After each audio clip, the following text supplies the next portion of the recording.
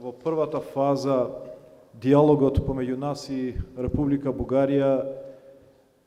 беше премногу емоционален, со премногу емоции во него. Сметавме дека треба да го менуваме пристапот во однос на овој диалог, да воспоставиме повеќе рационален пристап во овие разговори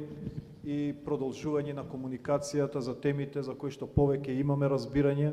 со цел да спласнет тие емоции од тој диалог, меѓутоа и да се стекне одреден степен на доверба за да може да се продолжи понатаму таа комуникација, а бидејќи сметаме дека секторската соработка ниту смее да биде